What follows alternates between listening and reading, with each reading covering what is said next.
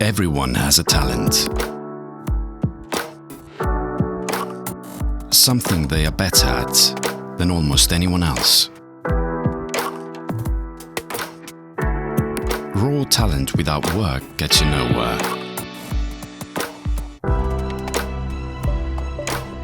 But if you commit, you can become exceptional. You can make an impact. Estonia, the digital hub of Northern Europe.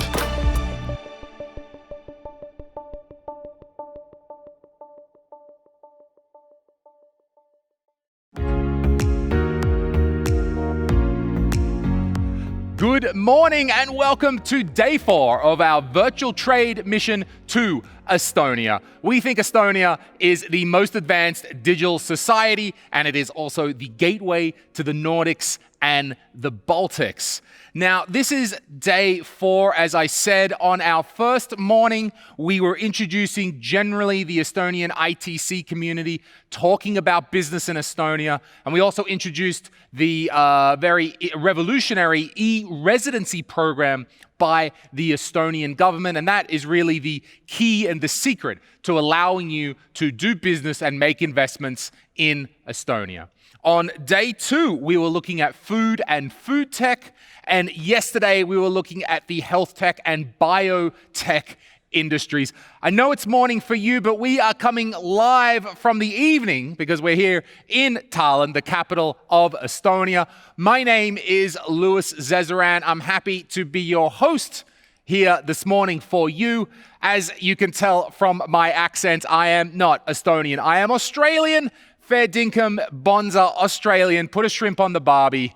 However, I have lived in Estonia for over 12 years now. I'm an entrepreneur. I run a small production company here. And so I'll be able to give some very particular insights into what it's like to come as a foreigner to Estonia, how it is to do business. And I'm also going to be sharing those insights with you today.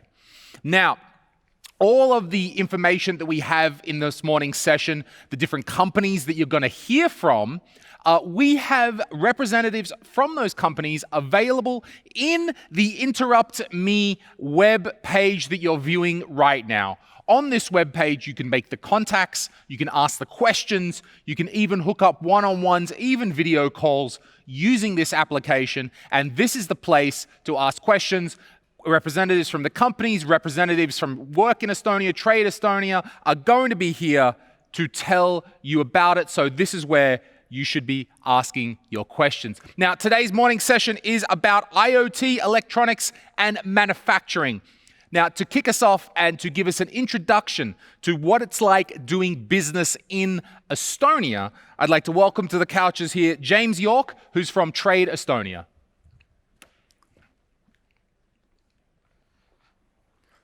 Good morning. Nice to see you again. Back. Yeah.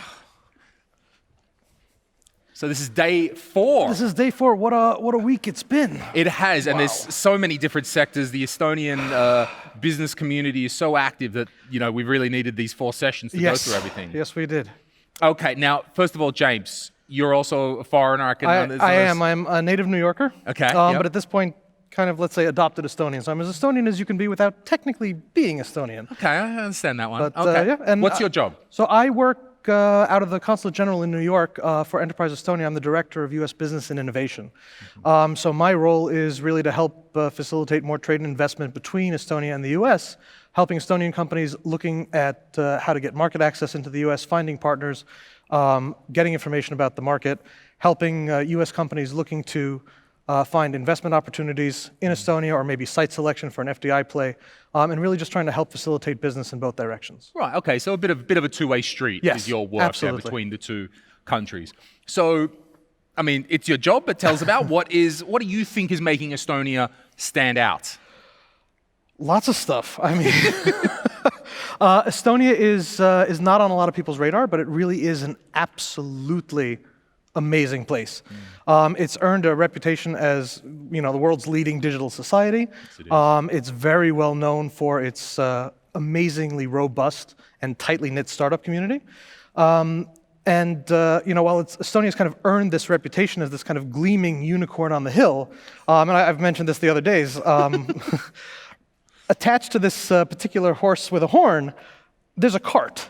And in this cart, there's lots of really other interesting things. And we're going to look at a lot of them today, and I'm really, really excited about it. Yeah, it's sort of Estonia is known somewhat for its startup community, and this it's almost like a countrywide incubator for developing this talent. But along with that is many different sectors. It's not limited to just one sector, is it? So we're talking everything from IT service providers, like you saw on the first day, and startups, of course. Really amazing, high-quality food products from one of the most pristine natural environments left in the world. You've got health tech and biotech, like the biobank that was just speaking yesterday, and you've got some really interesting things like robots. That's what we're going to be looking at today. What I wanted to do, though, was unpack a little bit about when we refer to, Estonia is the most digital society, and it sounds like something that a government agency would come up with as a very slick marketing campaign. No. But let's unpack that a little bit. So here in Estonia, every citizen and indeed every resident gets an ID card, and that ID card has a SIM chip in it that you are able to stick into your computer, and that will securely authenticate you with the government websites and government systems. Yes, so about 99% of governmental services are actually available online 24 hours a day. So the entire country is built on this digital infrastructure, which is extremely robust and secure. But what's really interesting, especially for the American audience, is that about 5 years ago, they started something called the e-residency program. And this allows you to tap into the digital infrastructure that exists here and interact with the government and different private sector companies so that you can actually start, run, and grow a business here entirely remotely, which is amazing. It's a super interesting system. It kind of was coming about because Estonia had developed this completely online solution. It's almost, 25 years ago, they almost had a greenfield to re-implement a whole country. If you're asking how did Estonia get so digital? Well, they got nothing. They decided to just do it well and do it from scratch. Yes.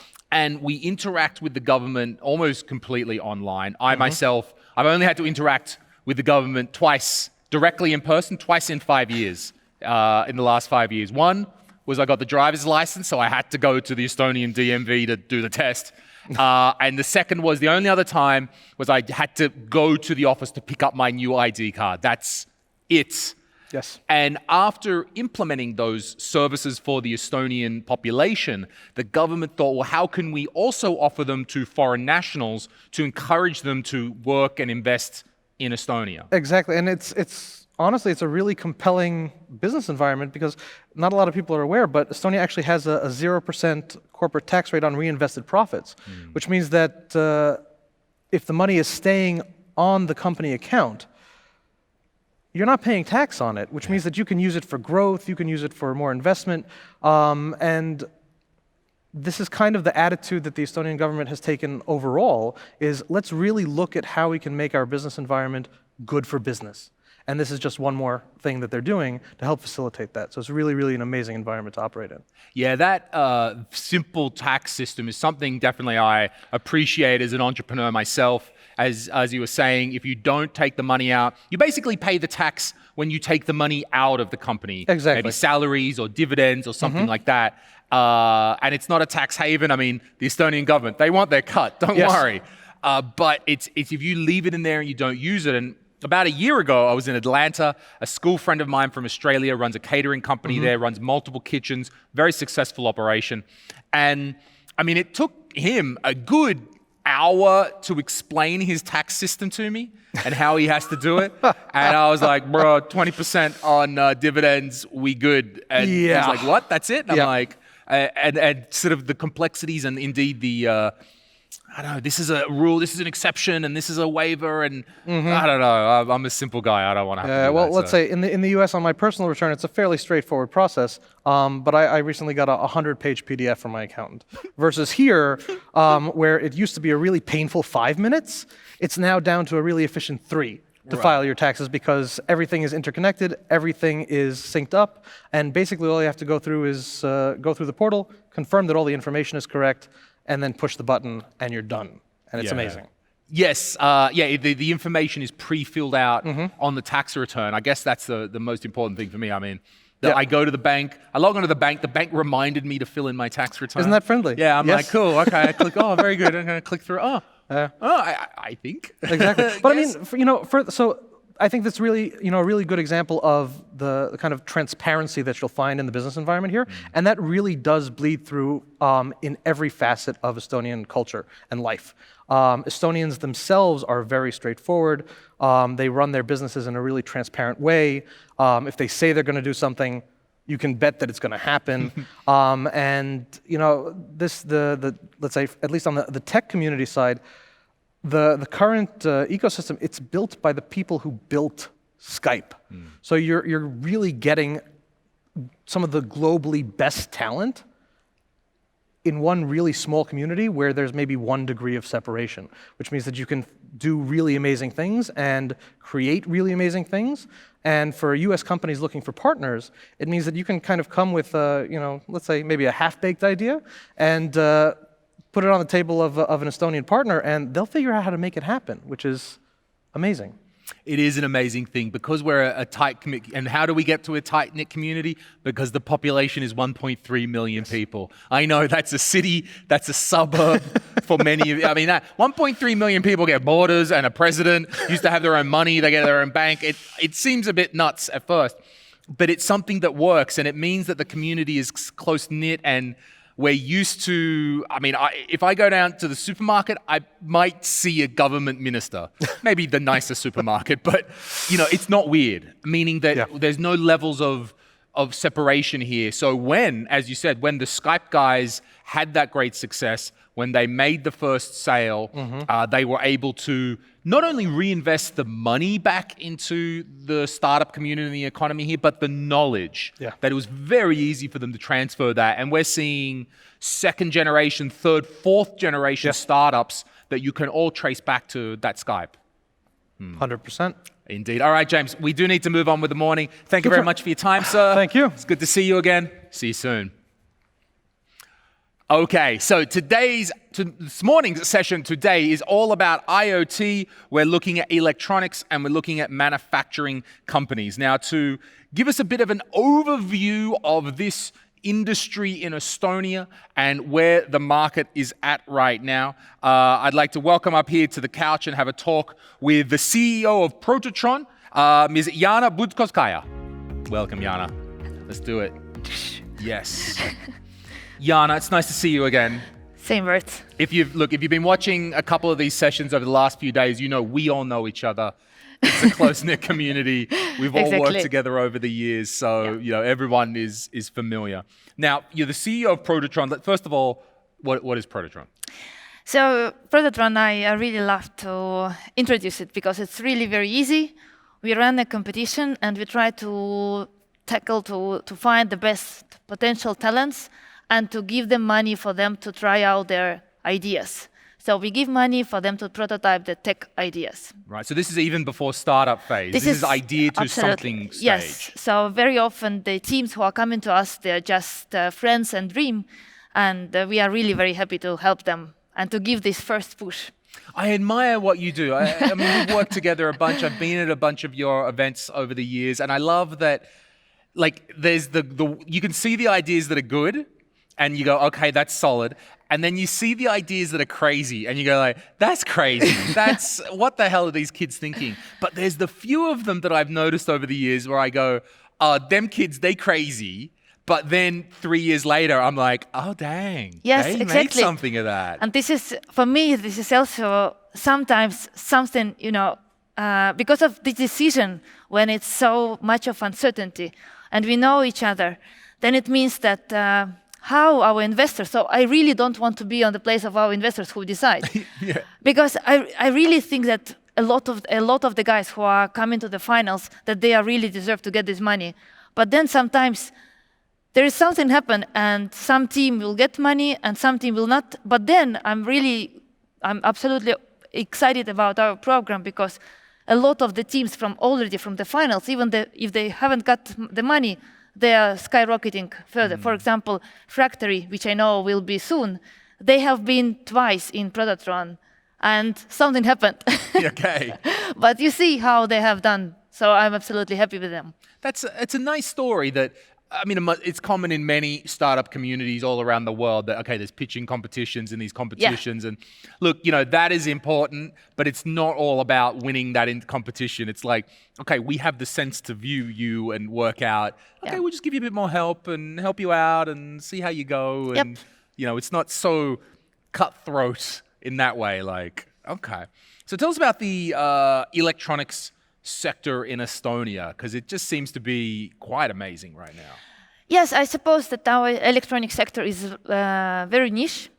We have some very certain but very, very strong sectors. I just looked for the statistics, so we have more than 250 companies who are working in the electronic sector and IoT and mechatronic. And which I'm very happy that we are slow. We were very, very strong in engineering, so we have a very strong tradition for automatics, and we have very good about the electronic systems and all the energy sector, what we have very huge here in Estonia.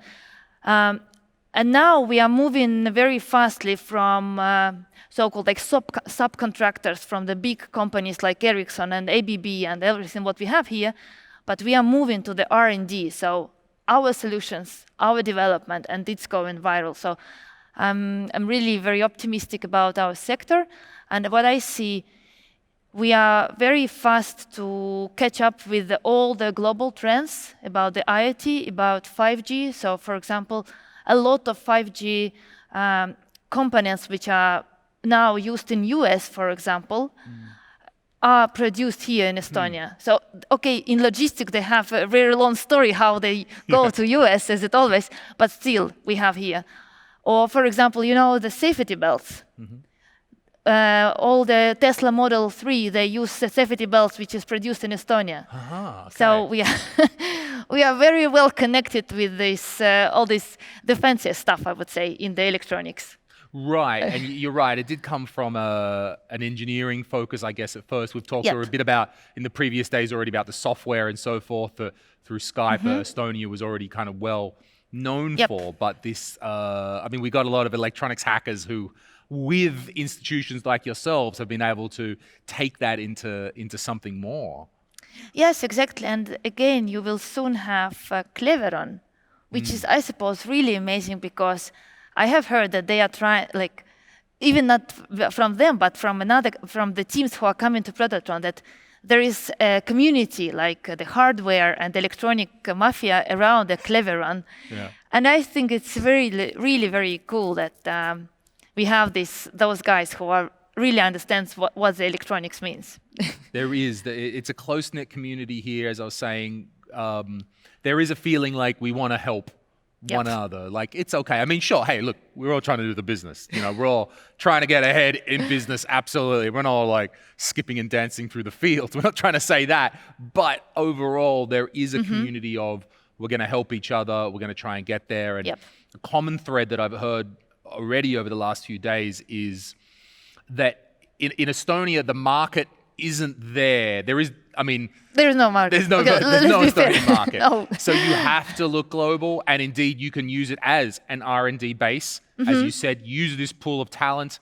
Maybe international companies, American companies want to use Estonia as a base, get set up, use the government infrastructure. It's easy to set up a subsidiary. It's easy to get that rolling. It's easy to employ skilled engineers, get that stuff straight, and then if you want to take it out to the European market, it's a great base for that, or if you want to get those electronics and then export it elsewhere.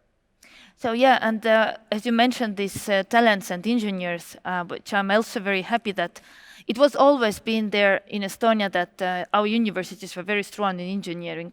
And for example, one of the first electric car which were produced on the base of Pobeda 1956, if I'm not mistaken, with the year number.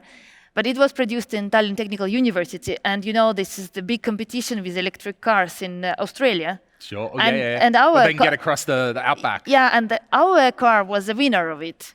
And now the new big dream of our Estonian students and talents is to produce the solar panel electric car and to go again to Australia and Okay. win this race. Right, because that's the one they go across the outback and they just go as far as they can. Like the cars just stop when they get. If I'm not mistaken, there are some kind of amount of thousands, but still.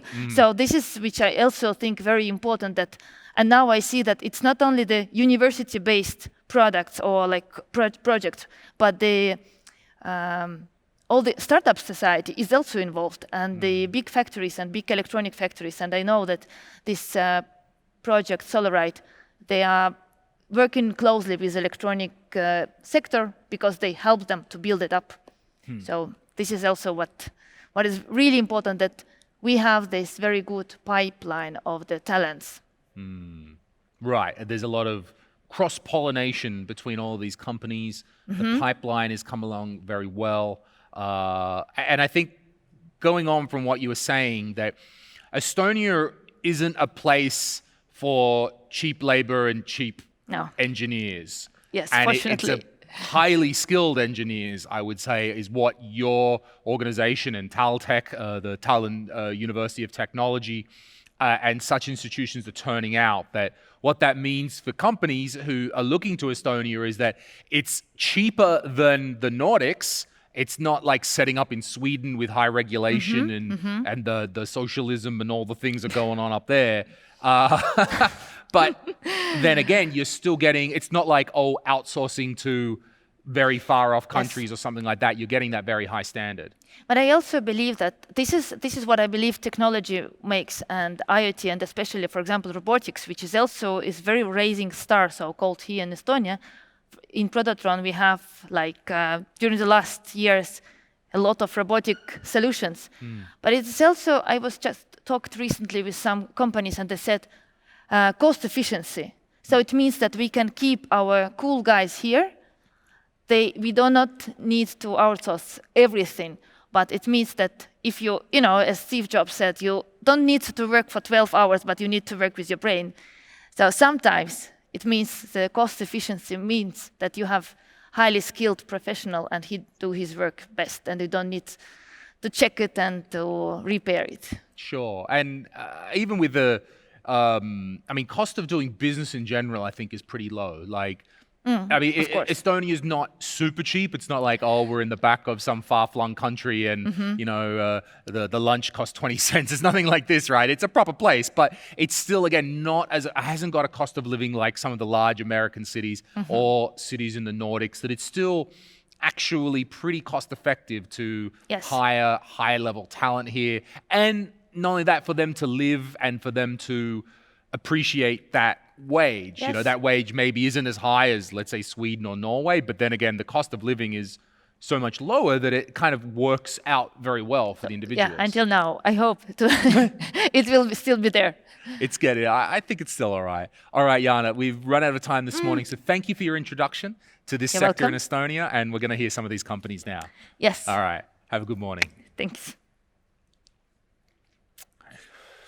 All right, so we're talking about IoT manufacturing, we're talking about electronics today, and we're trying to highlight some of the companies that are working in this physical electronics sector. And one of the most notable we are about to hear from today. So our first company that we're going to hear from is Fractory, and they are tackling problems in the manufacturing industry, some of these problems that have been around for over 30 years. They are really getting to the core of the industry. So to tell us all about it, we have the CEO and co-founder of Fractory, Mr. Martin Vares.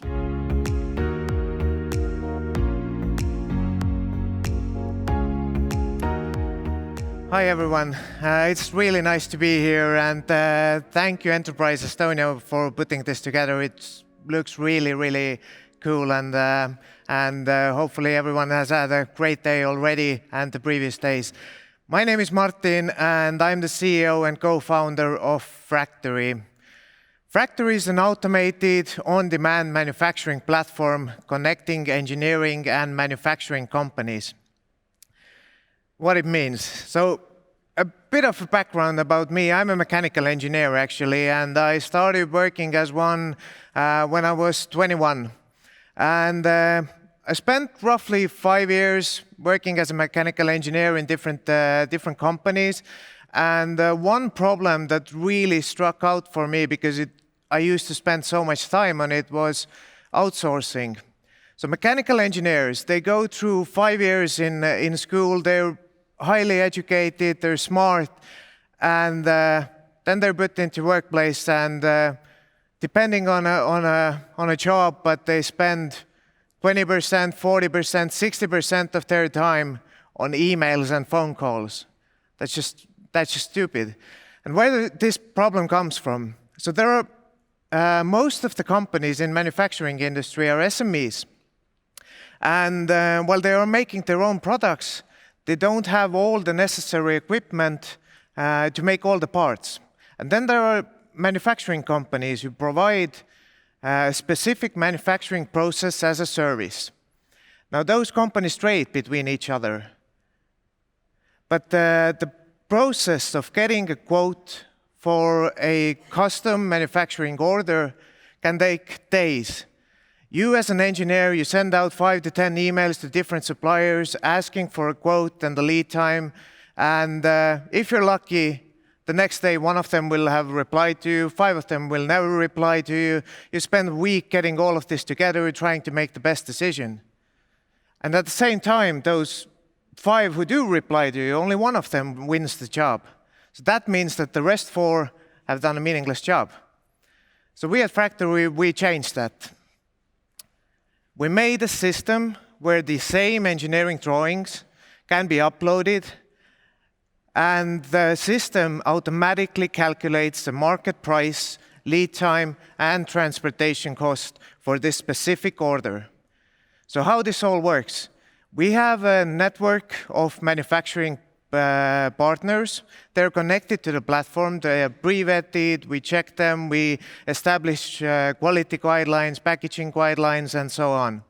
All of their information is inside our platform, and it uses this information plus the historic data of the market to come up with the price with your custom one-off part.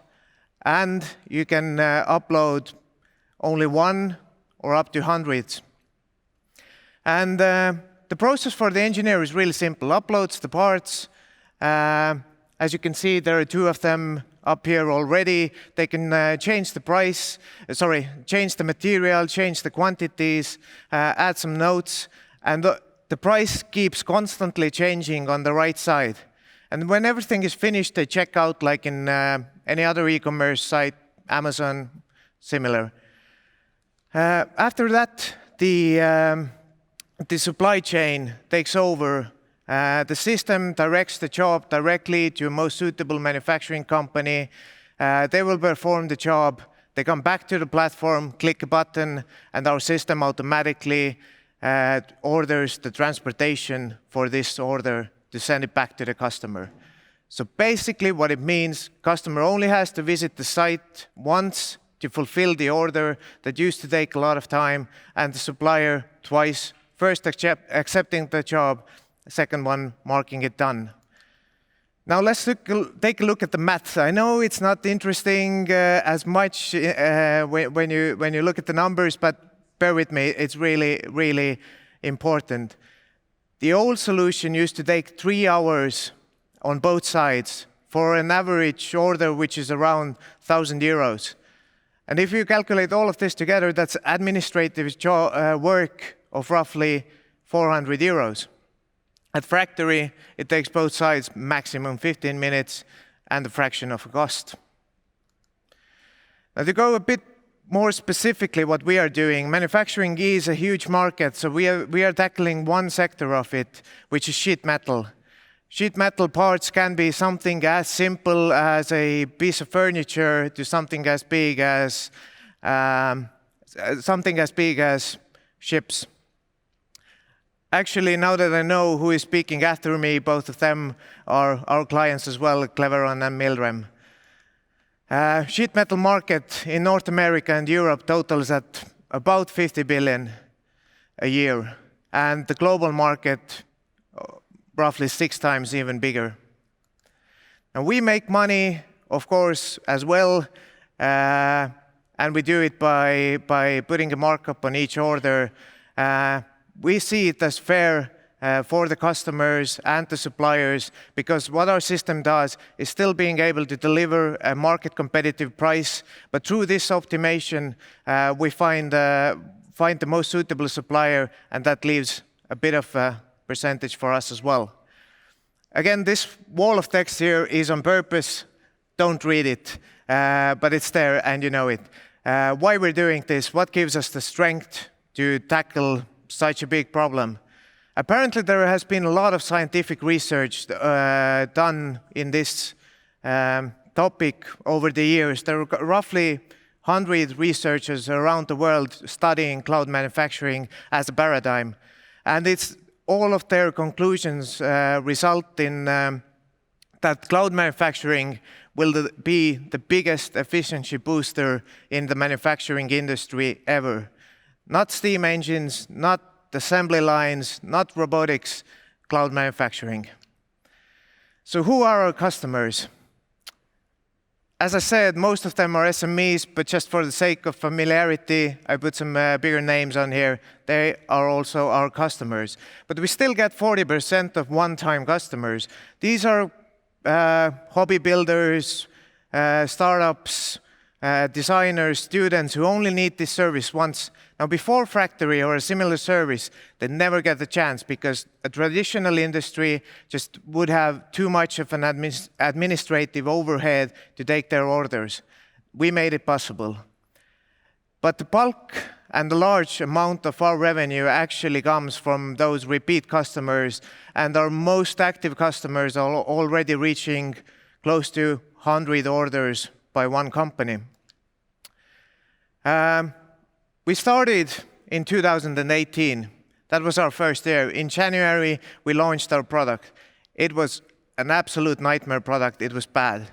But we did it to gain feedback, to get started, to get the first customers, to get the feedback, and start building what we actually want to build. Now we are in markets like Baltics, Nordics, and UK, and a bit of US as well. More about that later. In 2019, we grew roughly 5x in all key metrics.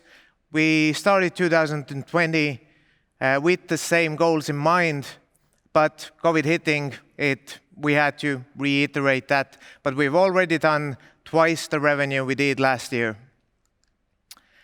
Now, we have been recognized. We didn't get much in the beginning, as Jana mentioned previously. We entered Prototron twice and similar events, got turned down. Everybody thought that what we want to build is just too out there, too crazy, not gonna be happening. But we did go out there, we did start building, and we found first believers in the eyes of startup Wise Guys, which is an amazing accelerator here in Estonia. As we have been growing, they have been growing as well. Great companies coming out of there, so anybody interested, keep an eye on that. And we now have, I would say, the best and the most active VCs in the region backing us as well as many awards here and in rest of the European countries. Now, although what we're doing is in many ways pioneering, and in many ways we're doing it for the first time, and we don't have anybody to copy or anybody to learn from much, but we still have competitors. And for some reason, most of them are coming from either Germany or US. The biggest competitor is actually a US company called Xometry. They just raised their Series E. In total, they raised 200 million. So they've had roughly 100 times more resources than we have had, but, and it's actually their words, we still have the best technology in the sector. Now our roadmap, we recently closed our breach round to get us to the next year, to get us through these tough times. Although we were still growing throughout COVID, we still needed a bit more help from our investors to reach the goal we have set for ourselves, which is 100K revenue monthly by spring next year and to raise our Series A. But before that, we want to tackle the North America properly. Now, Fractory is already active in the US. In spring this year, we tried to open it up, but COVID taking its effect, the customers weren't just in the position to make the new decisions and make changes. But we want to still tackle it, and for that we actually do need help from the listeners. We need to establish an entity, find out where it's most suitable, where is the highest number of our potential customers, and how to find a proper leader in this market for us to lead the subsidiary and roll out marketing and sales. Now, who is behind Fractory besides me? As mentioned, I'm a co-founder, so it means there's somebody else as well. Though somebody else is Josep and Rein. Josep was in software sales before Fractory as well. He's leading the sales team currently in both Estonia and UK. Rein was, surprise, surprise, a developer at Skype before Fractory and was looking for something to build on his own. In addition to us, there are 14 people in Estonia and 8 in UK. While the UK office is mostly or only commercial, our Estonian office holds the rest, which is development, marketing, accounting, financials, and the founding team. Now, why are we in Estonia? As it's been said in the previous days and before me, Estonia is a great place to build a company. The administrative tasks around it are really simplified. But not only that, as mentioned again previously, when an Estonian says they're going to do something, they're going to bloody do it. And we can see it from our employees as well and from our team. I would have a really hard time moving our core to somewhere else. Now, while we will still keep the core in Estonia, our aim is global.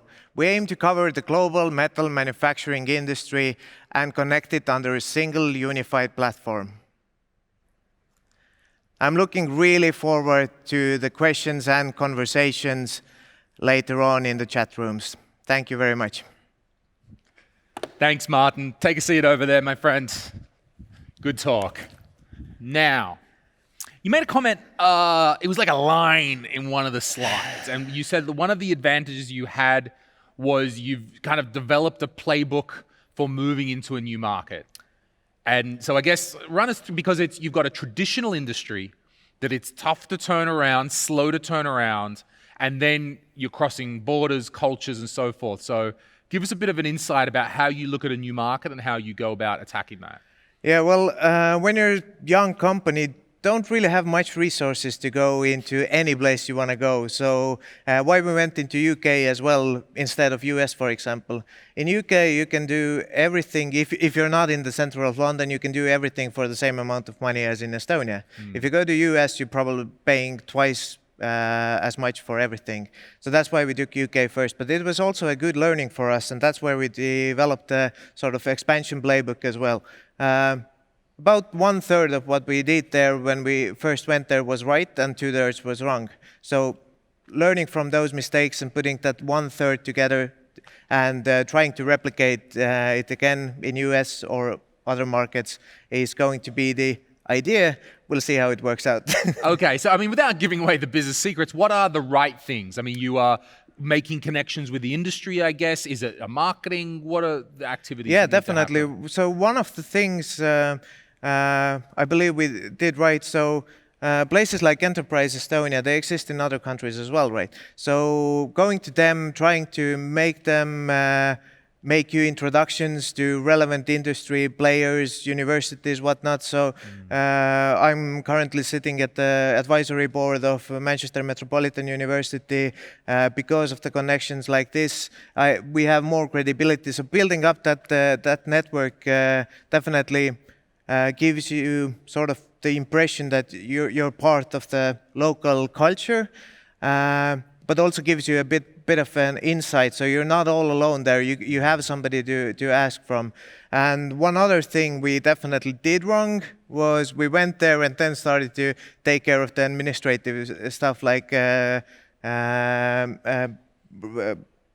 making the company and getting a bank account. So registering the company in UK is quite straightforward as well. It took about 2 weeks. Now getting a bank account, that took us 5 months. Okay, so you kind of rocked up and went, a very Estonian style. Got off the plane and went, bring it on. Why aren't I making sales? It's already the afternoon. And went, okay, slow down, champion. We got a few more things to do. Exactly. Okay, so you made the company, you got the bank account. If we've done a bit more prep work, so you've kind of learnt about the reconnaissance essentially that you need to make first. Because you're coming from Estonia, you expect all of these things to go quite smoothly and fast. And although you hear, it's going to take longer, but you're not expecting 5 months. You're expecting, okay, it's not going to be 1 day, it's going to be 5 days. Especially, I mean, you're a European Union citizen. You know, you expect there might be something going on there. Yeah.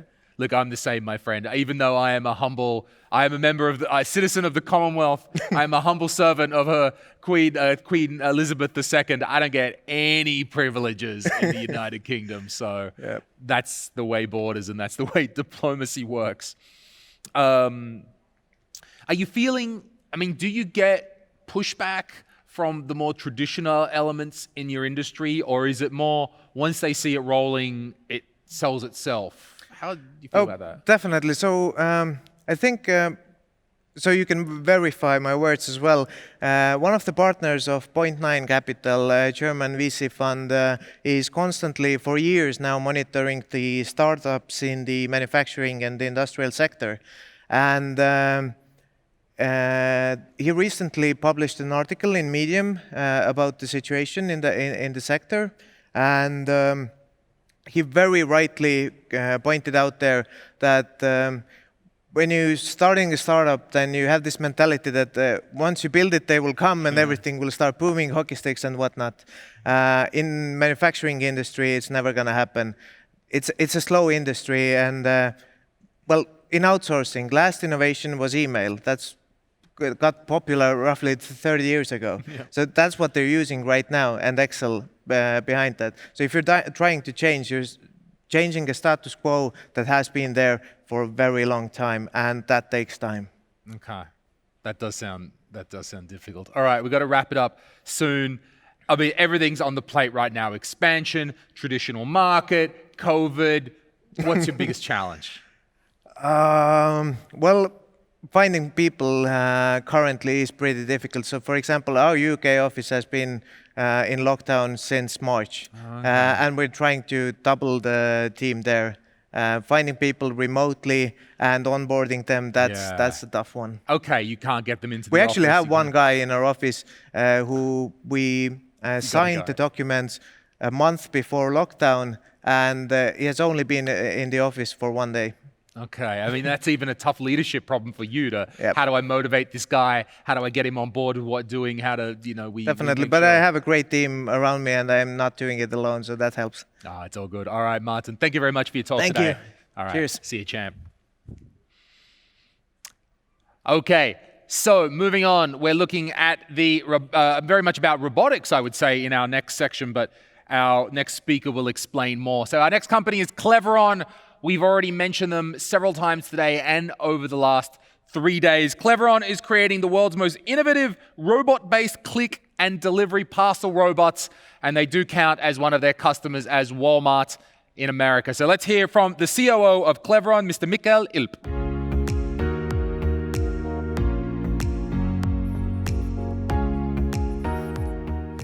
Hi everybody. My name is Mihkel and I'm taking care of the day-to-day operations in Cleveron.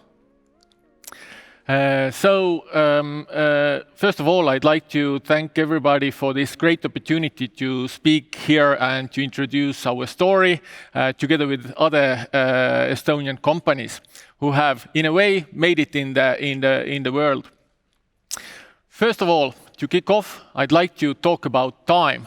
Time is a very precious thing. People have become understanding that more and more these days. It's relatively easy with money. You can make money, you can lose money, and you can make money again. But if you've spent your time on something that is of low value to you, you've basically lost it. You've spent it. Also, we live in an experience-based economy. In this economy, people vote with their feet. If they like your product or service, they will come back and they will spend their money on your product or service. Why am I talking about these two things? It's because these two things were the Kickstarter for Cleveron. Let me tell you the story. About 13, 14 years ago, in the early 2000s, the e-commerce sector in Estonia was starting up. People were shopping online. They were using platforms like Google and Amazon or Estonian internet stores. That was all good. Where the trouble started was receiving these parcels. You had basically two options there. Either your parcel arrived in a postal office, which most of the time was closed, or you had to wait for the delivery guy at your home. This was time-consuming. So altogether, the user experience of this shopping process was not good, and it was time-consuming. So Cleveron thought that we can change this. We can make this online shopping really quick and easy. And of course, the parcel pickup process was the bit that Cleveron started to tackle. We had an idea. We thought that how can we solve this problem? We thought perhaps automated terminals would be the solution. And this brings me to the next slide. That talks all about environment. If you think about it, environment is very, very important. If the environment is right, plants will grow. If the environment is good, a good idea shapes into a product or a service that can change the world. So our owners started to develop locker systems that were easy to operate. Now, I strongly believe that Estonia is one of the best places in the world where to live. And of course, where to operate your business. If you ask why, it's because of the people. Estonians are really hardworking, they push forward, they are not afraid of challenges, of new things. They want to tackle the world. Then we have a very good educational system where people are prepped for the modern businesses, whatever they may be. Is it engineering, IT, or something else? Then the levels of bureaucracy are really, really small in Estonia, or low. And the government supports these young companies, these crazy guys who have a clever idea. And through that, these ideas form into products again. And not less important is the fact that Estonia is a tiny country. Some may think that's a bad thing. On the contrary, I think it's a really good thing because living in such a country where almost everybody knows everybody gives you new opportunities and perspectives. This is a small market where you can pilot everything quickly. If you don't know it, your friend will know it. You can go and connect with people, talk, and you will find solutions. So all these things together, and basically you can create products that will take off and change the world. As you probably know, there are quite a number of companies who have really made it in the wild world, and they have all come from Estonia. On this slide, you can see there a funny situation in Viljandi, where Cleveron's headquarters is located. You can see there a tower. That's our first robotic product.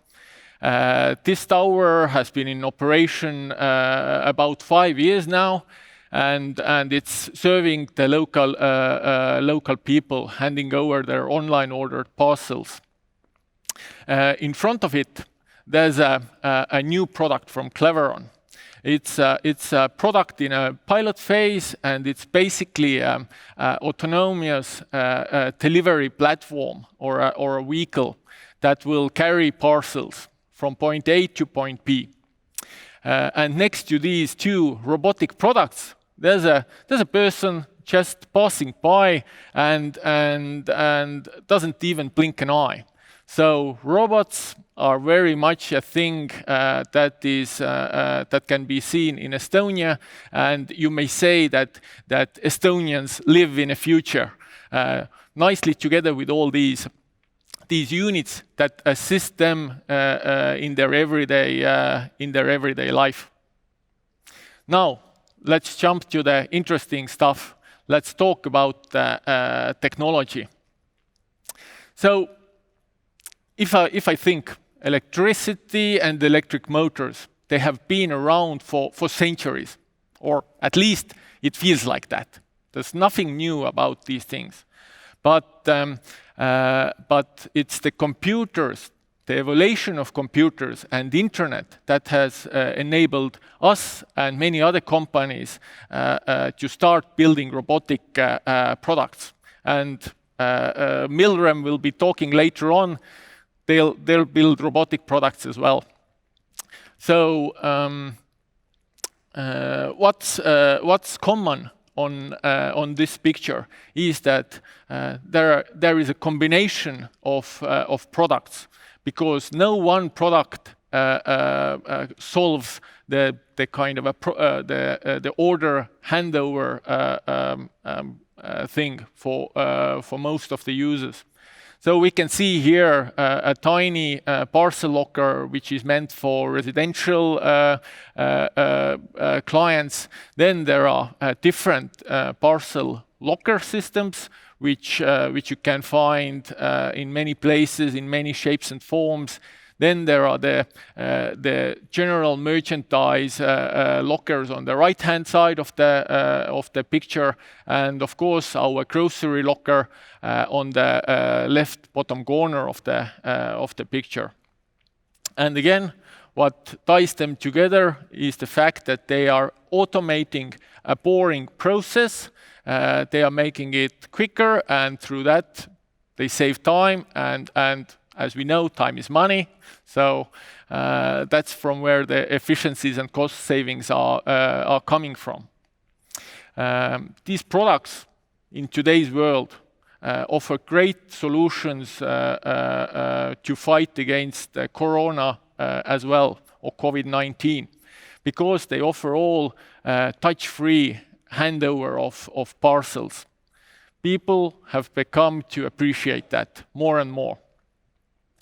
We've also learned from a number of research documentations that young people these days, regardless of Corona, are less and less interested in face-to-face communication. So going and using a parcel robot to pick up your parcels is their preferred solution. So let's jump on. I'd quickly talk about our current products as well that we offer all around the world. We have our Cleveron 401, which we already spoke about. That's our oldest parcel robot, and it offers a very small footprint. Next to it, there's another indoor robotic solution for general merchandise that is a modular product. This modular product can accommodate parcels from a capacity of 300 to 3,000 units.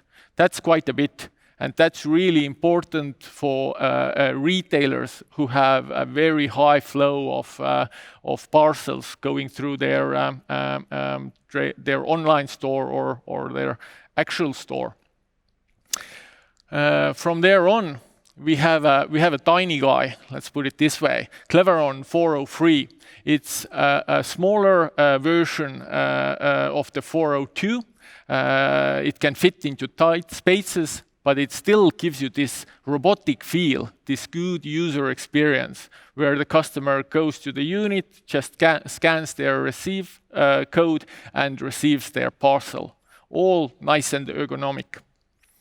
Then we have the Cleveron 501, a grocery robot. There's no other such robot in the world today. It has internally 2 different temperature zones that ensures that all your products are at the right temperature. It's easy to set up and it's easy to get going with this product. And jumping back to locker systems, these were the first ones that we introduced to the market. We were a pioneer on that front. We still manufacture them. They are still a very popular product. And as said, they come in different shapes and forms. You can build up big locker banks out of them, or you can use small plug-and-play units that you can install outside or indoors.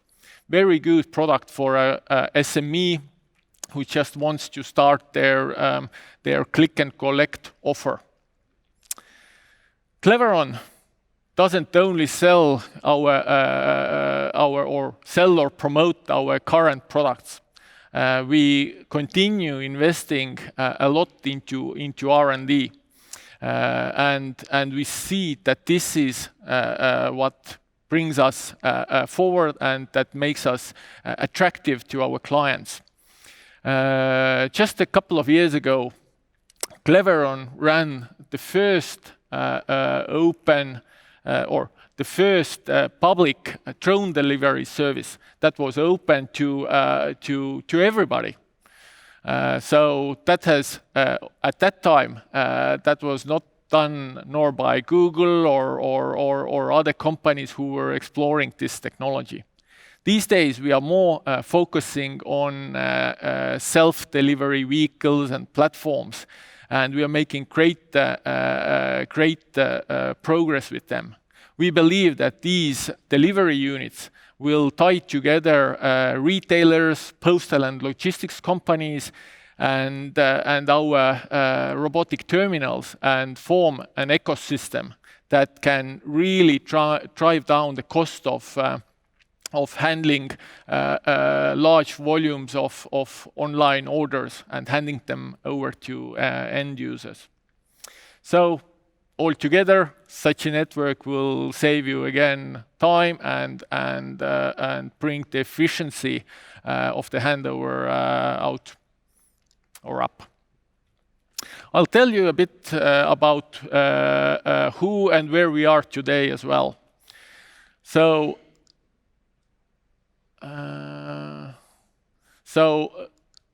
basically, we are today in 25 different countries.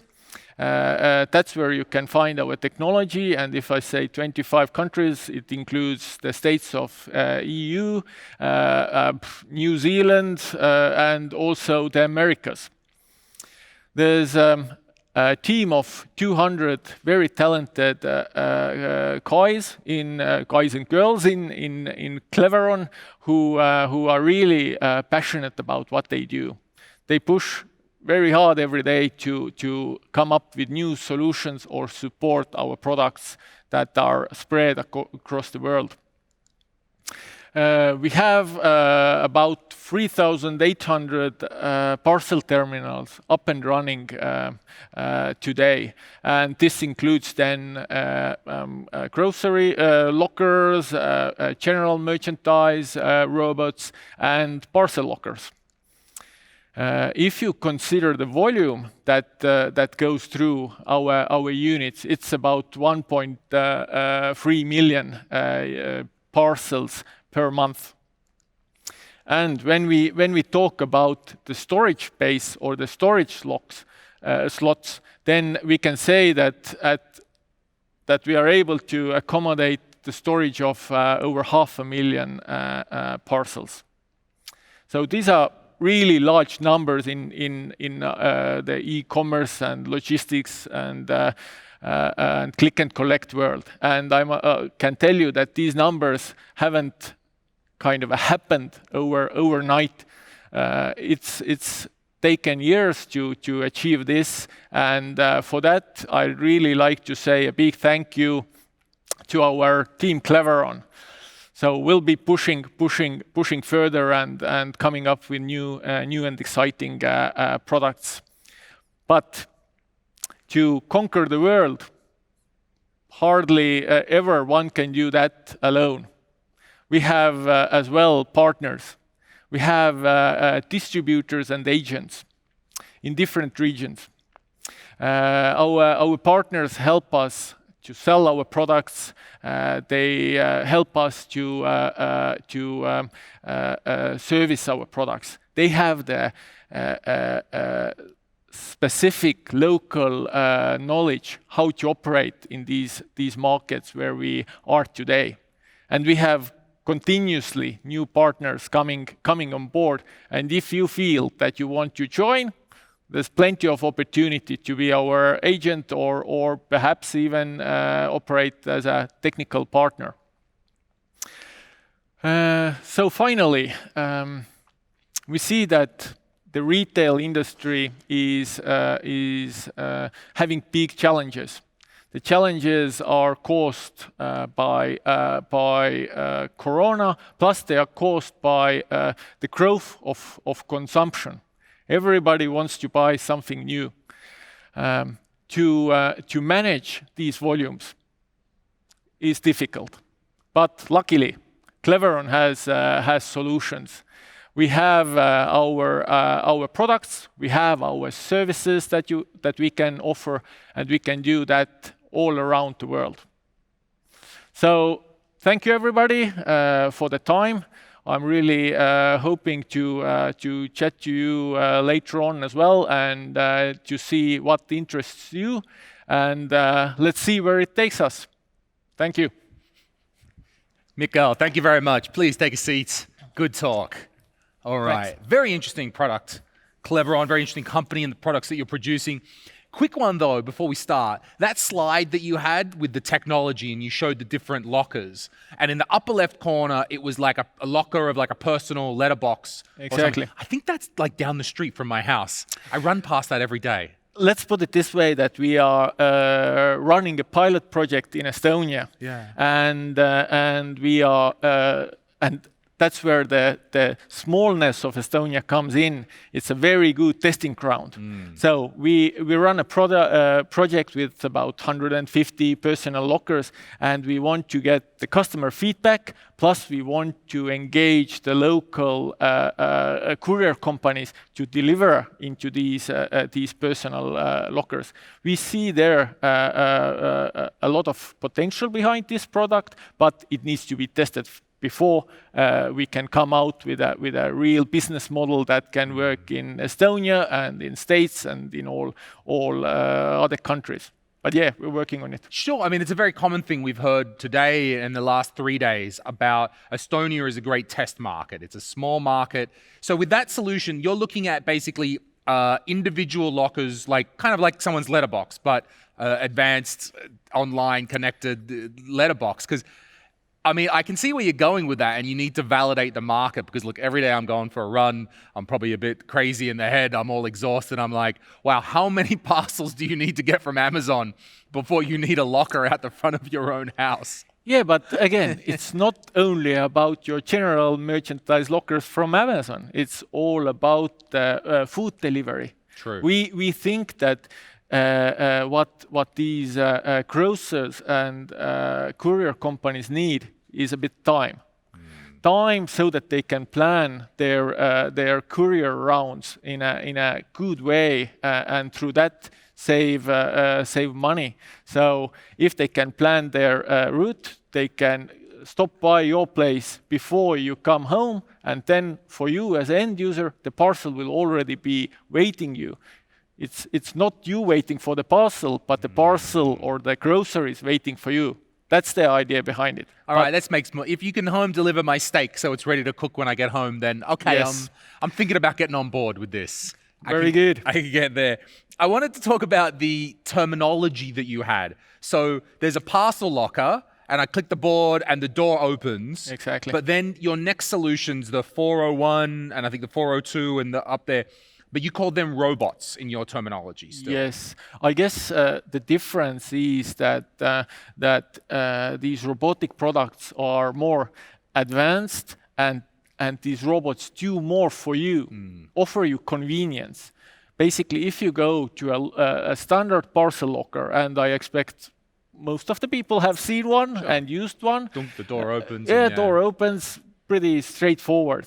Then compared to that, you don't need to run from the console to the door to grab the parcel. The parcel can be high up or somewhere at a low level. It'll be ergonomically inconvenient for you. So the robot solves all these problems for you. The robot will go somewhere high up, grab your parcel, bring it to you, and you receive it from the console. So no running around. Plus, you can go height-wise, you can go width-wise with the robot that you can't do really with a parcel locker. Plus, another benefit, it's perhaps less convenient for the end user to grab their parcel, but it's very inconvenient for the courier guy who loads the machine to run around. We know that with large parcel units, the guys will be running miles there, literally. Yeah, I went to the locker the other day to post something, and then you see the guy loading up the thing, and I'm like, how long? And he's like, 20 minutes. And I was like, okay, I'm coming back. Yeah. But I do use, one of your 401s is down the street from here in Teleskivi, and that's right next to where my office is, and it's very convenient, and I can see it. I mean, it's, where you just showed the picture of the 401, it's the tube one that kind of went up like a cylinder, but it's, like, you look up like that, it's tall. It definitely makes use of that upward space. Yeah, the people in US would know the pickup towers in Walmart. That's what it is, Cleveron 401. So, and that's where we want to get. We want to kind of spread these units out there. US market is definitely our focus market. We've just are about to launch Cleveron Incorporated there. The business is already registered. Great. It's just about the COVID and the timing that we need to get right. So we are ready. We want to come and we want to do great things over there and elsewhere. I wish you the best of luck in America. I think you've got a great product. Thank you very much, Mihkel. Thank you. All right. Have a good day. Okay, in our morning session talking about IoT and manufacturing and electronics, we have two more Estonian companies to highlight for you this morning. Our next company is Kodasema, and they are an architectural and engineering company that creates sustainably innovative living and housing solutions. And to tell us all about Kodasema, let's welcome up CEO Birgit Linnamäe.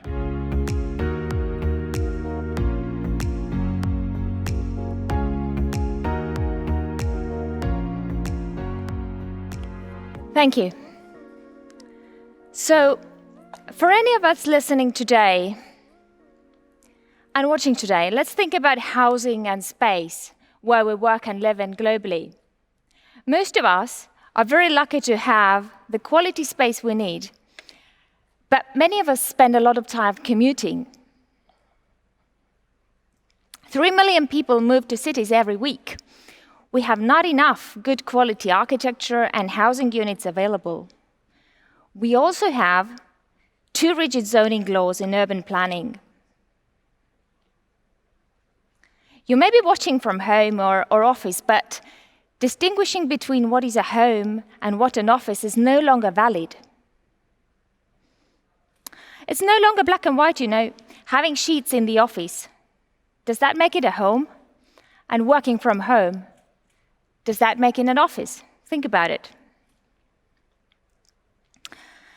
Most of us have been largely spending the last 6 months working from home. So the boundaries are shifting and we are being motivated by freedom to choose. Freedom to choose and decide about our lives, about the way we do things, and that's how we're happier.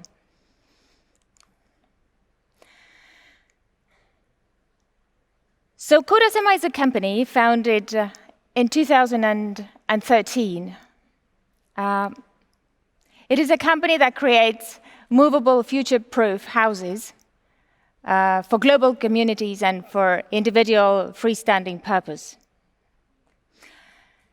The freedom reference takes us to Kodasema founder Hanna Stamjärv, who says that we automatically consume less when living smaller.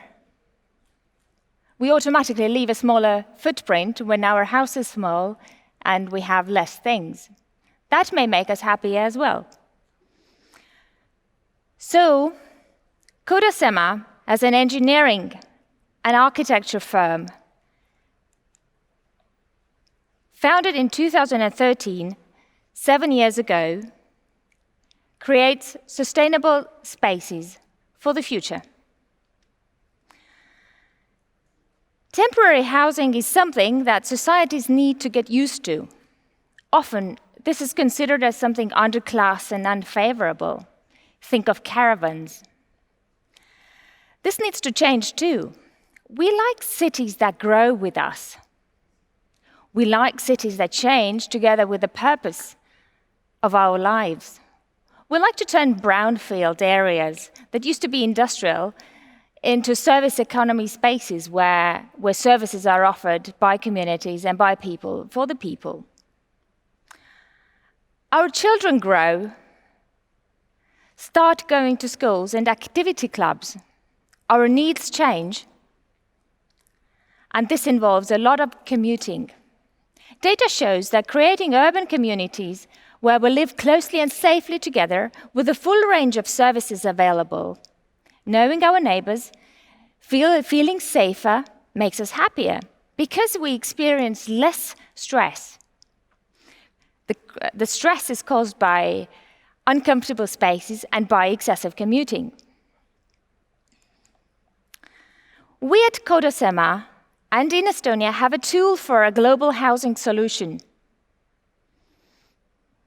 We want to work together with you globally to deliver contemporary spaces in the Americas and elsewhere. Koda is a perfect tool to legalize smaller spaces, larger spaces, clusters, hubs, and entire parts of cities. In the future, we imagine that cities will consist of very smartly built hubs that are extremely well connected. Studies also show that being surrounded by wood as a material makes us feel good, so we have less stress and can perform best in the things we like. Especially in the times of COVID-19, everyone needs to have more good news.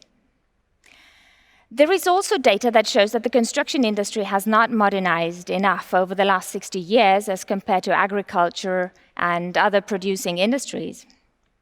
Estonia as a country and Koda as a house have a similarity. They both appear much larger than they actually are. Estonia with its 1.3 million people, Koda with the smallest unit, about 26 square meters. It is an impact that we are creating together, both globally. So Estonia is 37% the size of New York, with a population of only 7% of New York.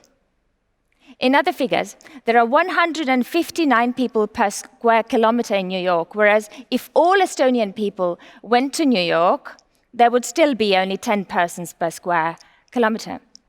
Now, interesting enough that at the same time, the tiny but impactful Estonia is the largest timber frame house exporter in Europe and number 4 in the world, as data shows. So the award-winning Koda house is a perfect example of Estonian high-quality architecture, high-quality education in architecture, design, engineering, economics, woodworking, and ICT. Estonia is also a small country where people are skillful in foreign languages. You often meet people who speak 5 to 6 languages, and, in brackets, I happen to speak 11. This enables managing foreign direct investments very well and creating enterprise value for companies that decide to invest here. What is the future of Estonian housing construction? When looking for a smaller environmental footprint and less hassle for your next home, look for timber frame and prefab. We at Kodasema are very, very proud to be pitching here in the US and representing the high quality of our country. US has excellent market demand and production engineering capabilities.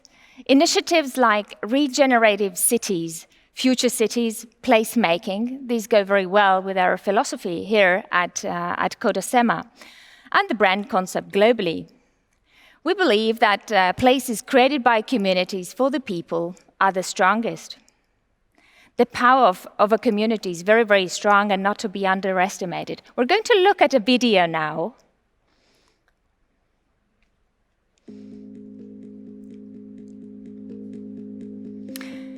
In this video, you see the design patented Koda by Kodasema micro houses. They have been awarded numerous prizes worldwide, mainly for its simple architecture that has been stripped from everything excessive.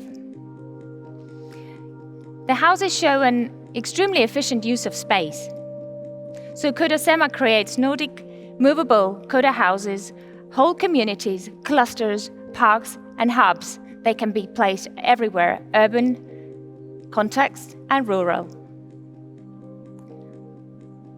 Our minimum viable space is similar to what an MVP is in engineering. It is really a minimum viable space where you do not have anything unnecessary. It doesn't have any ornaments, it doesn't have any patterns, so it doesn't interfere with whoever is doing whatever. This is why it is a minimum viable space. It's a free form. It's a free form of space and was. Nowadays, what is called high-tech design. As you can see, the Kodas being driven through the streets of Tallinn, relocating overnight. This high-tech design can be one day a site for working, the next day it can be an office, a hairdresser salon, a hospital, a school, exactly according to the human needs. So what we did here in Tallinn, Estonia, and as we have in the pipeline in many other global countries, is a movable city, a cluster. The entire cluster of Koda moved within 2 nights. We replaced and translocated 20 houses and set up a cluster of homes, hotels. For example, in Holland alone, there are currently 300,000 housing units needed, and the figures are similar elsewhere in Europe. We'll switch to the next slide.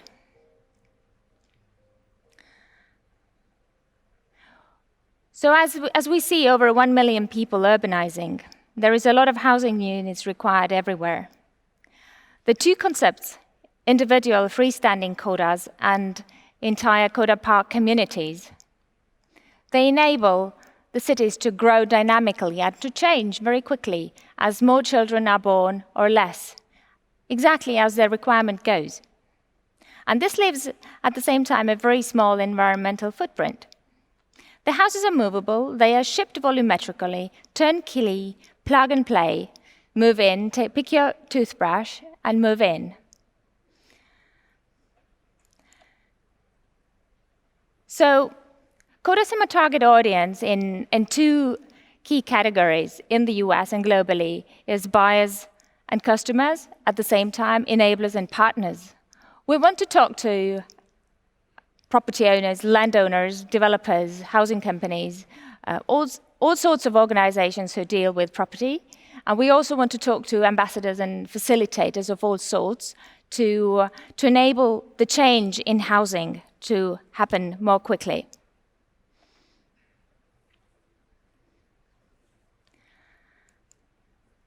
So the Kodasema corporate overview. In figures, Koda is placed now in 9 countries. We have just recently started our operations in the US, having launched a company, and we will be announcing that shortly. There are over 30 agents and distributors everywhere globally. There are different production technologies that go into the Koda shell. But what is one and unique is that the look, feel, touch, and impression of the Koda is always the same. So you can have the Koda made in different technologies, in different parts of the world, in different countries, in different factories, using different materials like concrete, like timber frame. You can use SIP panels, MTO, steel frame. You can do high-rise or low-rise, but the look and feel is always our design-patented Koda award-winning architecture that we've been praised a lot for. So global distribution now is taking place in Europe, in more than 15 countries, and we have just made our first initial steps to the US. We're planning to establish licensing collaborations in North America, in South America. The USA is a very important site for us in terms of production. We find there is a lot of competence in the US for engineering skills and also a lot of comprehensions in terms of design. The Nordic design, which is the Koda handwriting, is very well understood in the US and very well appreciated. We treasure our dear partners in New York and Florida, Brian and Stanley, who play the key role in venturing the US and currently seeing the pipeline for several Koda-based property development projects on the East Coast, on the West Coast, and in the central part of the countries. Is very, very exciting time for us. So the Koda has 3 concepts. There is a freestanding Koda, which can be placed in the backyard as a granny home, as an ADU unit, as an accessory dwelling unit. The regulations globally vary.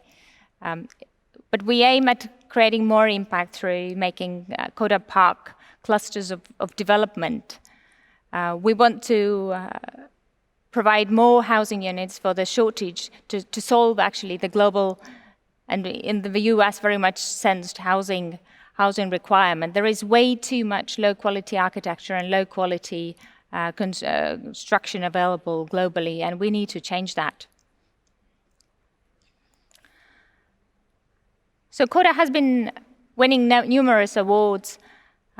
It is really an important thing to have these awards because it adds a lot of credibility to a company, which comes from a tiny little country that creates a big impact. Quite recently, Koda was announced as the best small construction of the country. So on this photograph, the president of Estonia, Kersti Kaljulaid, is handing over the prize to Kodasema board members, Mr. Tammjärv and myself. There is a diversity of models. The Kodas can be placed in different settings, urban or rural. They can be made to float, to extend the territory use at the waterfront. Another very important aspect to us is sustainability. The house is small. There are a couple of versions, but the house is still small, but at the same time it feels much bigger when you go inside. Mainly because the ceiling is so high. Our head architect, Ulla Mark, says that it's much more difficult to be designing a house that is small. It's much easier to do a larger house, and it's also much easier to be writing a long story rather than short. So the original Koda was made out of concrete, and now we have a Koda which is made on different carcasses, but the main material is timber, and Estonia is very resourceful in timber, so we want to bring that to much broader audiences in the world. Koda is very close to the UN Sustainable Development Goals, number 11 and 12, to create more sustainable cities and to do it in an efficiently producing way. We want to reduce waste globally on-site production, which is why off-site production is becoming a growing tendency globally. We also changed our Koda model a little bit specifically for the US to enable cultural aspects of preferring a washer and dryer, which is not the tradition in Europe. So this is an example how a small company needs to be dynamic and how the space needs to be dynamic and serve the human needs.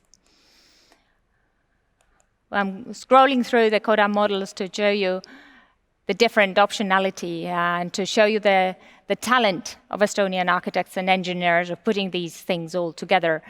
The Kodas can be combined and stacked in different ways, creating communities wherever and whenever. In Tallinn, a temporary building license is given for 7 years. In many other countries, for 5 years. In many other countries, this period of years is longer. And we believe this is going to be a future housing tendency as well, that not everything is erected permanently, that the housing is permanent, but the locations vary. So we are passionate to give tools for the housing crisis. We're also passionate to give increasingly affordable dynamic spaces globally. A Koda automatically gives more space, energy, and time, leaving a smaller footprint and enabling us to be happier. Being able to take your house with you or erect it wherever you like is freedom. Koda and Estonia give the tool globally to create the communities that the mankind needs.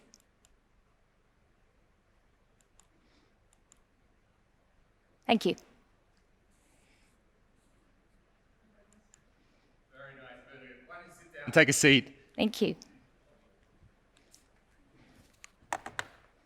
Hi. Good talk. Good one. Thank you. Please take a seat here. I've seen your houses around Tallinn. I've seen them, and I saw them in different places. I was like, how did they were there, and then they were there. How do they get? Okay, now I've learned how these things work.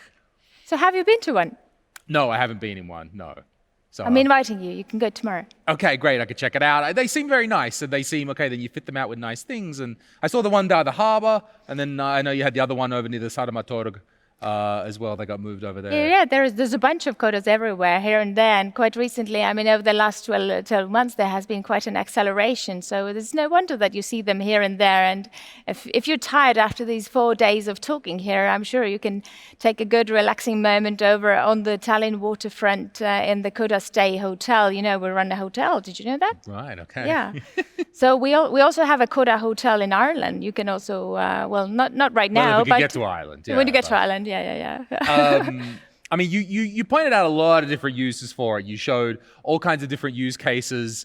You could stack them, and you could put the short ones and the long ones together, and different uses. You're sort of not just about, okay, here's a thing. You're saying here's how they can be combined into the park, or this use or that use. What would you say, like, what's some of the most interesting use, or innovative, or different, or that you didn't expect use of it? I've been quite shocked that the multitude of uses can actually come together so quickly. So when we erected the Koda Park here in Tallinn, and after relocating it really literally in two nights, and you know, the houses are so big, so you can actually transport them only overnight. And these convoys of housing going through the city, and then a couple of weeks later, we realized there was a flower shop, and there were different restaurants and a cafe, and we did have an art gallery, and maybe that was one of the most shocking things. And this is quite fashionable to reduce everything now globally. And I know they had this one painting show in New York for a Japanese artist. And so we decided to kind of take that minimizing and going forward with a more minimalistic approach. Less is more. So we did invite an Estonian famous painter, Andres Kor, to have his paintings in there. He literally had 2 paintings. And we had a whole event in combination with an architectural tour in the old town by a historian, and that was fabulous, and it was 2 lots paintings, of and we all sat around and went, "Oh yes, very, very good." Yeah, very but nowadays people just need, as I said so many times before, people. We have so many bad news, and I read the other day that you actually need to have 5 good news to 1 bad news. So with this constant flow of COVID being on the front page of all the newspapers, this is just not what people need. So having a space for contemplation, really, if it's with 1 painting or 2 paintings, or with a bit of music, or you can make Koda into a cinema, or you can turn it into a retirement home, or you can do all sorts of things. And this is what I meant to say when you say that this high-tech design. It doesn't interfere with anything. Of course, if you do make a hospital out of it, then you probably need different regulations for that. But other than that, there's a multitude of things that you can do because the space doesn't interfere. I like that retirement home. Mum and Dad, I'm going to ship one to Australia. In you go. It's very interesting to see how you're moving into the US market, and I like that you put some of the indicative prices up there for the different units that you have. I wasn't sure whether I was allowed to ask that question or not, so I'm glad that you put that in a slide, and we learnt sort of what's the ballpark of what one of these units might be worth. Now, you've talked a lot about the products. You're using the Estonian wood, the Estonian materials, obviously the Estonian design. When you are getting these into the States, is it better for you to build them here and ship them, or do you send the materials over and build them there? How's that going for you? This is an exciting time, and this is a very valid question, and we're really exploring all different opportunities now. And first of all, we thought we were going to produce here and ship them over, and then we ran into regulatory difficulty. It's still, US is very protectionist, and it was quite difficult. So we've sorted out production partners now. We're licensing the production out to 3 different producers in North America. 2 of them are in the US, and there's another component supplier from outside. But at the same time, we are also contemplating on producing them here in very high quantities because we need these different material solutions, different structures, and that's all new to us. But we realize there's a lot of competence in the US, so we can produce there. But in order to really have the design close to us, it would also be very interesting to collaborate with a large factory here who we are in talks with, and they have the capability of shipping. Imagine you hire a ship and you load 200 units in it and you ship them off to Texas. And the delivery cost is actually half the price of the delivery to Germany as compared to Germany. Huh. Why? Is it because you've got to go by boat all the way from Tallinn? No, because you stack 3 units in the ship, Right. you hire the ship, Yep. and that's how sea transport is simply that much more feasible than road So transport if you in go Europe. to Germany, is it all road the whole way to Germany? It isn't. I mean, they still ship it with a ship up to Lübeck or somewhere and then truck it down. But nevertheless, stacking 3 on a ship just gives such a big economy of scale that it makes Right, sense. okay, that makes sense. So we 'Cause you're think taking the whole ship. You're not just, you're going, right, we'll take everything. Yeah. But you don't grow to be so big overnight. I mean, who are these people who get a first order which grows from 1 to 250? I mean, if you're talking about houses, I mean, you're not talking about some sort of gadget or anything. 250 houses is still quite a bit of space. Hey, and if you ship them on a boat to America, at least the crew have somewhere to sleep. Am I right? Anyone? Okay, good. We're going to end here. Thank you very much, Birgit. Thank you so much. It was enjoyable. Thank you. Yeah. Good. Thanks, guys. We are coming to the final talk of our morning session here. We've been talking about IoT, manufacturing, and electronics industry in Estonia, and we've been trying to give you a broad overview of the different sorts of very innovative companies that are working in this space. Now, if you want to connect with these companies, you can do so inside of the Impromptu Me webpage that you're looking at right now. You can connect with the companies. We have representatives from all of these companies on board, also from Invest Estonia, Trade Estonia. You can have one-on-one videos. If they can't get to your question right now, they will absolutely get to it in the next couple of days. So please do engage. Please do ask your questions because this is your chance to get your questions answered. Now, we have one more talk today in our topic on IoT and manufacturing. And this company is called Milrem.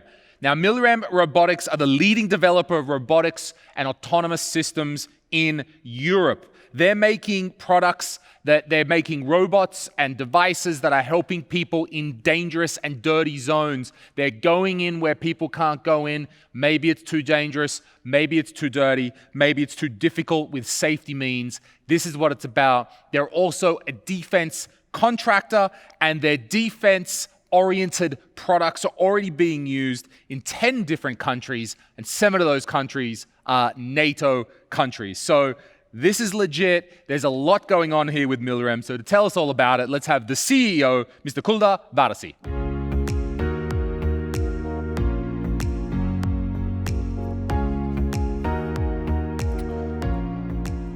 Good morning, everybody. My name is Kuldar Vares, and I'm the CEO and founder of Milrem Robotics. And first of all, I would like to thank Enterprise Estonia for organizing such an excellent event, and I'm very grateful and honored for the opportunity to speak here. To give you a heads up about the presentation, I have to warn you that this has heavy metal, AI, and collaborative robots in it. But I can promise you this is not the Terminator scenario. So, setting the context, Milrem Robotics is the leading robotics developer and manufacturer in Europe. And what we are an Estonian company who utilizes Scandinavian technologies and uses that on the home market, mainly in the Europe. And we have our headquarters in Estonia, in Tallinn, but we have as well engineering offices both in Finland and Sweden. In Sweden, it's a very nice northern town called Örnsköldsvik. And we are just about to make the decision to open up the sales and demo center also in Netherlands. So we really feel comfortable and at home in Europe. As told, we have sold mainly today the defense sector robotic solutions in many different countries. 10 different countries, 7 of them are NATO countries. As a company, we have grown quite rapidly. Growing 600% revenue 2 years ago and 100% revenue this year, reaching 10.5 million euros, and we can foresee that doubling that figure over the next years is not a problem. And why is that? Because the robotics market is really rapidly growing. And our real value obviously lies in our people. We have excellent engineers both in Estonia, in Sweden, and in Finland, and altogether more than 120 people working there. But how do we do this innovation? What we realized in the beginning that the concept of the vehicle, or rather the mobility platform, will change significantly if we remove humans from it. And that is the reason why we started the development from the robotic platform or the mobility platform. Today we have 2 different size categories of the platforms. We have TMIS and multiscope. TMIS in the military or defense side, and multiscope on different applications for the civilian use. And what is the beauty of these platforms is that they are really versatile, open mobility platforms. So you can equip whatever your imagination allows onto these. And now we have just introduced the much bigger system, mainly for the military use case, which is called Type X. That's first purpose-built robotic platform in that size category in the NATO countries. Okay, platforms, it's nice. Vehicles have built already tens and almost hundreds of years, but what next? What we want to do is to remove human from that loop, to leave human just controlling and giving the tasks and giving the commands. So that means that our vehicles need to be somewhat intelligent. So adding the intelligent functions to these vehicles has been the second step in order to make really that technology work. And the third step, which is very important, is the collaborative application or collaborative behavior, because we don't want to have one operator or one human controlling only one system, but we want to have the swarm of systems acting together and working on the single task. So let me show you one video which gives you brief understanding on the firefighting side what that collaborative work means. So here you can see the potential scenario in the plant where some accident happens and there is a fire. So using the robotic systems which are semi-autonomous, that means that in some applications and in some tasks the human operator operates them, but they have as well enough intelligence to cover some of the tasks on their own. We have firefighting systems or fire extinguishing systems, we have surveillance system with drone on it, so we can allocate the problematic area, we can drive in the vehicles into that area, and we can start the automated fire control or fire extinguishing mission. And obviously I think that it doesn't need any explanation why that is better than having human firefighters there. First of all, it's more efficient, and most importantly, it's much, much safer for the humans. And as well, the areas where you can't even send the human operators or human firefighters in, the gas leaks, the big plants, the big underground parking lots, you can just imagine that there are many, many occasions where these kind of robotic solutions are much more efficient. Or what has been a big problem over the last years are the forest fires. The same application, same systems are good for that. So you can easily, based on that video, you can imagine different payloads integrated on the same mobility platform and used in the collaborative manner. Even more complex solution is related to the forestry, and there is a big demand for the labor in the forest regeneration today. Basically 99% of the forest regeneration today is conducted by human labor, just planting the seedlings, which makes it very inefficient, and also the rate of the forest regeneration is not what we might need. So once again, we have very modular platform where we can integrate the forest harvester, and we can integrate that as well where the planting device, and combine them into the one central network and use one operator to control 10 plus different robotic systems in the mission area, where they already operate in the autonomous manner, doing what they have been told. What adds to that the value is that by doing that we have very precise digital twin of this planting site, and we can monitor it very precisely and make the decisions when we need the intervention, when we need to maybe clean between the tree rows, or maybe when we need to do something elsewhere. All these applications, what you have seen, are based on our product, which for the civilian side is Multiscope, and for the defense side is TIMIS. The development of that, as mentioned, started from the scratch, from the idea that we don't never have human operator inside or on the vehicle, and this is just for the payloads, and it needs to be very maneuverable, and it needs to be very versatile in terms of the payload applications and the integration. Here you can see the vehicle in different exercises and in different tests.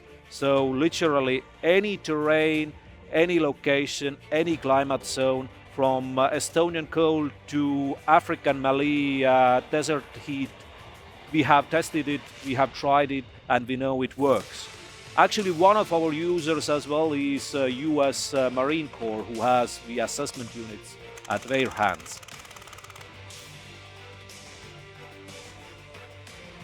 So here you can see the desert applications in Estonian French